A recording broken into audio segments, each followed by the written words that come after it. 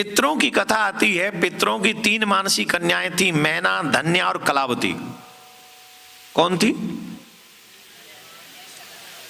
मैना, धन्या और ये कलावती, ये इनके संसार के नाम थे। और ये तीनों ही देवियां जो पितरों की कन्या थीं, इन पितरों की कन्या को सनक सनंदन सनातन सनत कुमार ने शाप दिया था कि तुमको पृथ्वी पे आना पड़ेगा।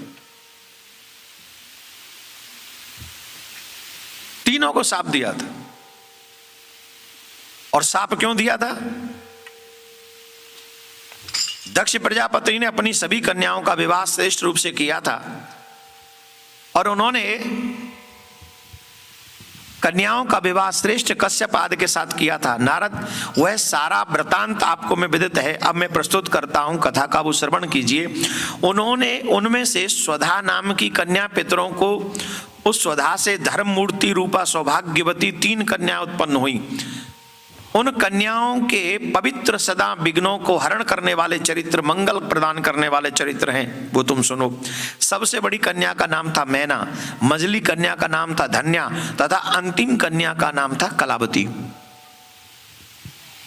ये तीनों की तीनों कन्या जो थी वो एक बार भगवान विष्णु के यहाँ गई हुई थी मिलने। वहां पर विराजमान थी, सभा में बहुत अच्छा सब दर्शन वर्शन हो रहा था। उसी समय सनक सनंदन सनातन सनत कुमार, ये चारों ऋषि आए जो बाल रूप में रहते हैं।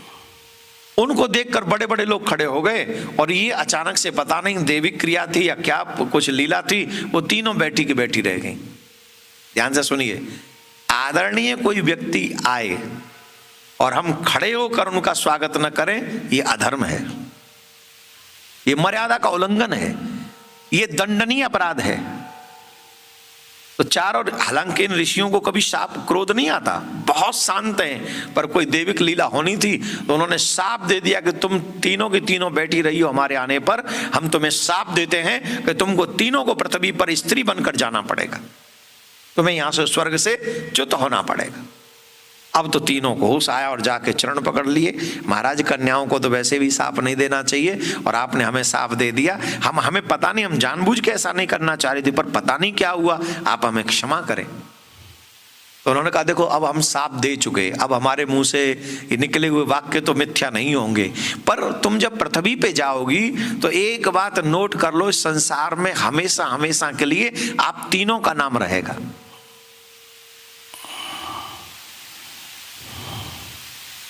तुम तीनों के गर्भ से आदि शक्ति जन्म लेंगे जो तीनों का नाम हमेशा के लिए रोशन करेंगे।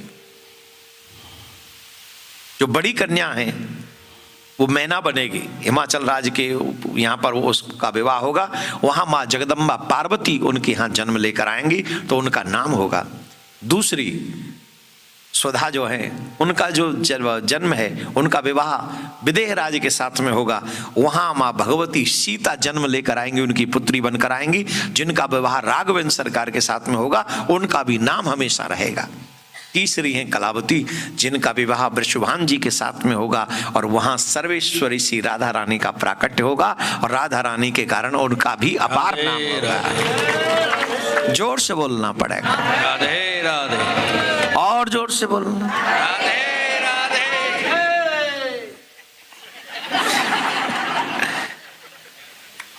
तो महाराज हिमाचल के यहाँ मां पार्वती का प्राकट्य हुआ, सती ही पार्वती बनकर आई। माता बहनों से ध्यान से थोड़ी सी सावधानी चाहूंगा माता बहनों की।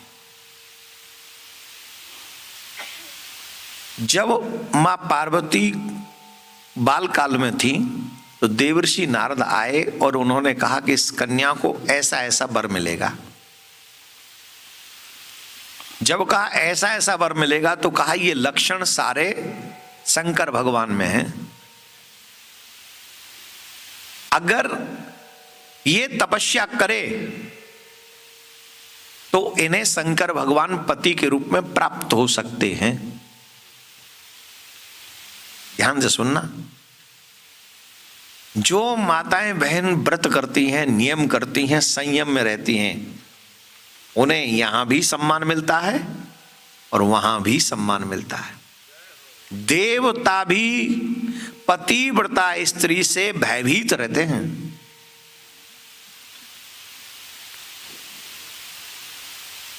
अग्नि देव पतिव्रता स्त्री को जला नहीं सकते,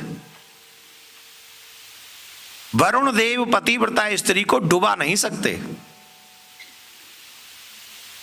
काल का भी साहस नहीं होता कि पतिव्रता स्त्री का स्पर्श कर ले। ये पावर है पतिव्रता स्त्री में। आजकल हम लोगों ने पति पत्नी के रिश्ते को मजाक बना के रख दिया, टाइम पास बना दिया है। ये टाइम पास रिलेशन नहीं है। जब पति और पत्नी दोनों ही मर्यादित जीवन जीते हैं, उससे जो उत्पन्न होता है वो कुल का दीपक होता है, और वो कुल का दीपक यशगान कराता है माता पिता का।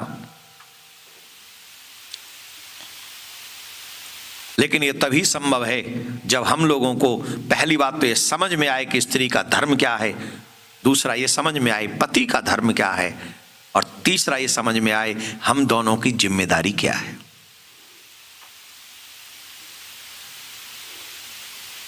गुरुदेव ने कहा बचपन में पार्वती जी को शिव की तपस्या करो, और वो एग्री हो गई, तपस्या करने चली गई। प्रसंग बहुत बड़ा है, I don't have time, that's why I am going by like a rocket. Rocket की तरह भाग रहा हूं मैं, प्लेन की तरह नहीं जा रहा हूं। जो यहां तक भी पहुंचा हूं तो रॉकेट की स्पीड से, सीरियसली। अब इसके आगे एक ही गति बची है, मन की।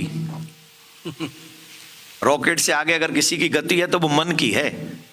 अभी मन की इस गति से कथा नहीं सुना सकते।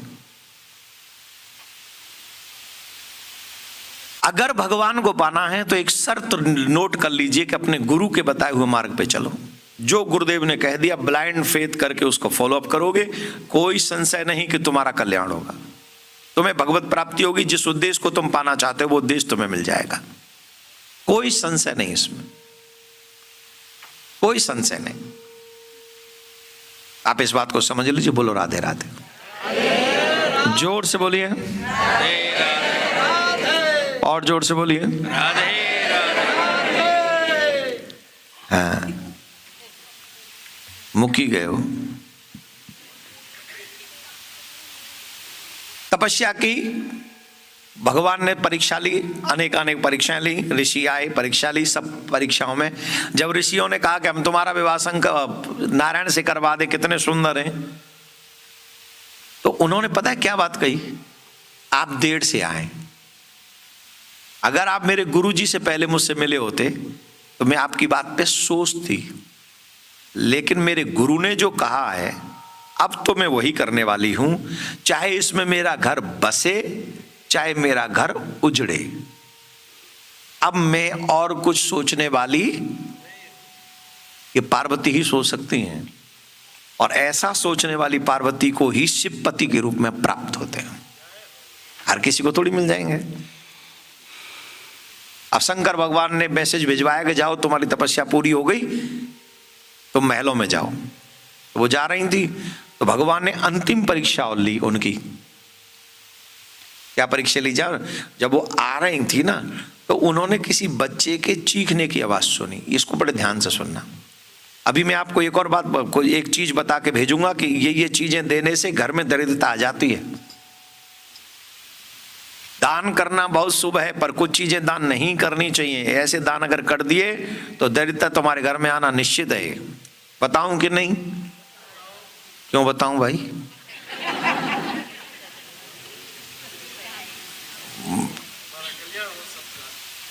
डॉलर चाहिए?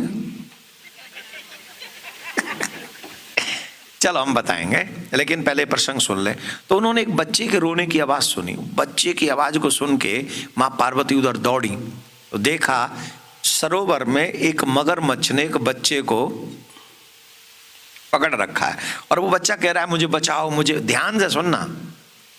बच्चा कह रहा है मुझे बचाओ, मुझे बचाओ, मुझे बचाओ। मां पार्वती ने उस मगर को कहा कि मैं तुमसे प्रार्थना करती हूं, ये अबोध बच्चा है, तुम इसे छोड़ दो। तो मगर ने मानवी भाषा में कहा, देवी आपको देखकर ऐसा लगता है आप कोई दिव्य देवी हो, साधारण तो हो नहीं।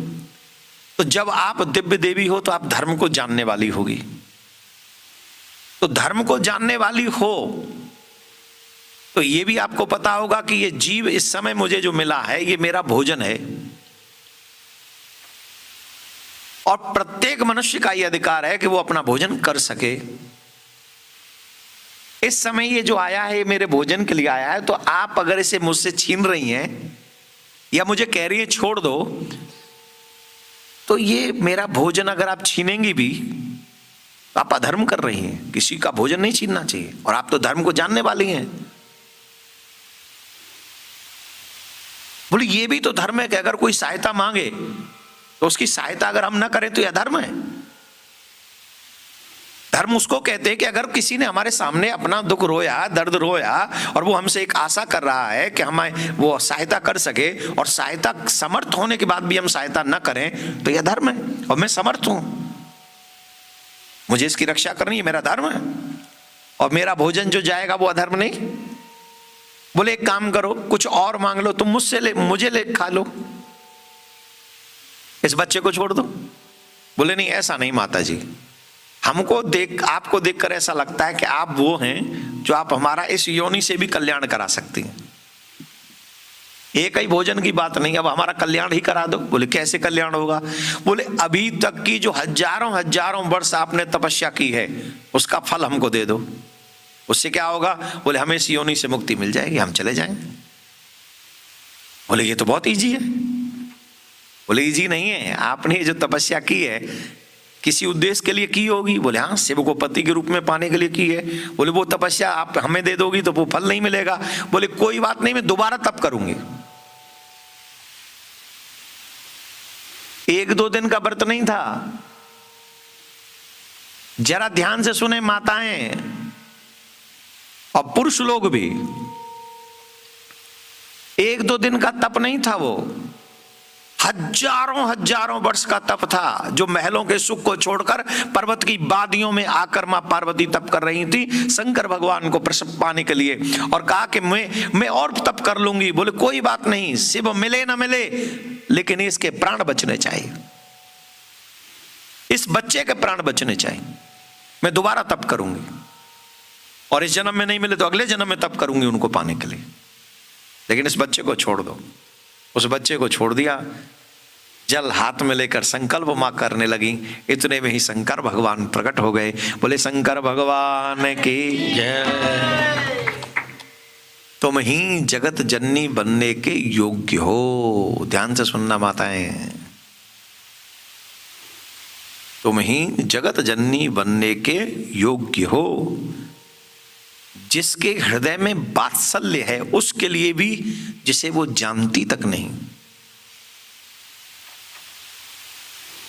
ये मोह है सिर्फ मेरे जिगरे के लिए। अगर जिगरा में मारो जिगरो, अगर एक बच्चे के लिए, 2 बच्चों के लिए आपके मन में मोह है तो वो मोह है, वो नरक का कारण बन सकता है। लेकिन सब में अगर आपकी ममता बढ़ती है, सबको पुत्रवत देखते हो, और जरूरत पड़ने पर सबके ऊपर करुणा करते हो, उन्हें सबको भोजन देने में सामर्थ्य रखती हो, तो ये माँ है, ये वात्सल्य है। और यही वात्सल्य तुम्हारे कल्याण का मार्ग भी बन सकता है। लोग कैलाश पे जब जो हिमालय जा रहे हैं, कैलाश जा रहे हैं, केदारनाथ जा रहे हैं, बद्रीनाथ जा रहे हैं, इस समय श्रावण मास में बड़े बड़े लोग भंडारे कर रहे हैं, बड़े बड़े लोग। आप जाके चेक करिए। और धन्यवाद के पात्र वो हैं जो यहाँ रहकर, क्योंकि जहाँ शिव पुराण हो रहा है वहीं कैलाश है, वहीं मानसरोवर है, वहीं पशुपतिनाथ है, वहीं केदारनाथ है। जहाँ पर शिव पुराण हो रहा है वहाँ कौन सा तीर्थ बचेगा? सारे तीर्थ वहाँ हैं। यहाँ पर भी जिन लोगों ने भंडारे की सेवा की है, एक बार जोरदार ताली बजाकर उनकी सेवा स्वागत।